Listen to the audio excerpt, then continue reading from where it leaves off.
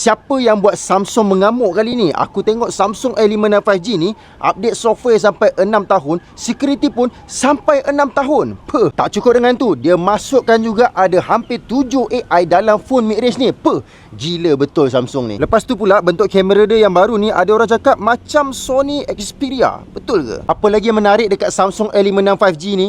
Jom aku payun dekat korang. Charger dalam kotak tak ada hal. Kita belilah charger original dia, 45W power adapter. Ini menambahkan lagi kepremiuman dia. Now bar fingerprint ada dekat skrin. Kita picit sekarang. Tengok laju ke tak laju. Jadi aku rasa benda yang paling korang nak tahu sebenarnya adalah 7 AI dekat dalam phone Samsung A56 5G ni. Object eraser. Katakan korang tak minat sesuatu dalam gambar ni, korang bulatkan sahaja, automatic AI akan detect, kita tekan erase dan dia akan padam dengan kemas. Lepas tu kalau katakan tengah selfie muka terpejam macam ni, kita ada choose base face. Yang first ni muka aku original, lepas tu adalah muka-muka daripada AI untuk mengcover muka aku yang terpejam tadi. Okey, korang tengok, korang boleh pilih lah mana satu yang paling realistik, itulah yang korang letakkan. Gambar korang tak cukup cantik lagi, jangan risau. Dekat bawah ni ada background blur dan juga remaster. Gambar yang bukan asalnya portrait pun dia boleh blurkan tau. Inilah kemampuan AI zaman sekarang ni. Custom filter, okey, bahagian kamera ni ada custom filter. Korang boleh adjust lah sama nak pakai breeze ke, crystal ke. Dalam video ni korang nampak tak perubahan warna dia, okey? Dia ada perubahan warna sampailah ke hitam putih, dan yang paling best bila aku tarik hujung,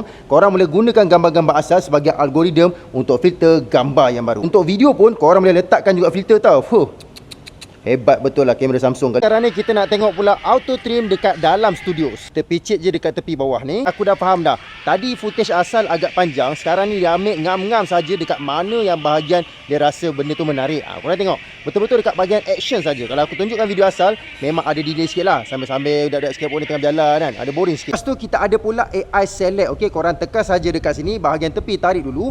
Akan ada tulis tab or draw around something to select. Bulatkan satu gambar dekat profile aku ni. Korang tengok akan keluar macam-macam dekat sini. Set as wallpaper. Okey, boleh jadikan GIF, jadikan teks, boleh pin, boleh copy, boleh share jauh tau. Macam-macam boleh pergi, boleh download.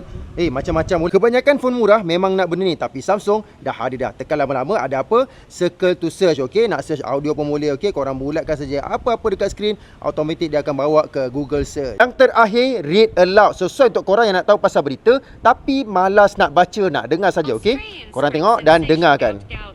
Nampak?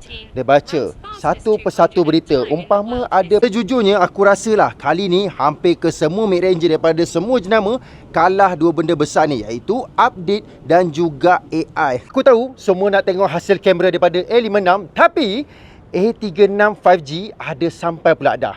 Like, comment, share, repost. Kita test phone ni dan kita test kamera, baik beli atau tambah sikit lagi.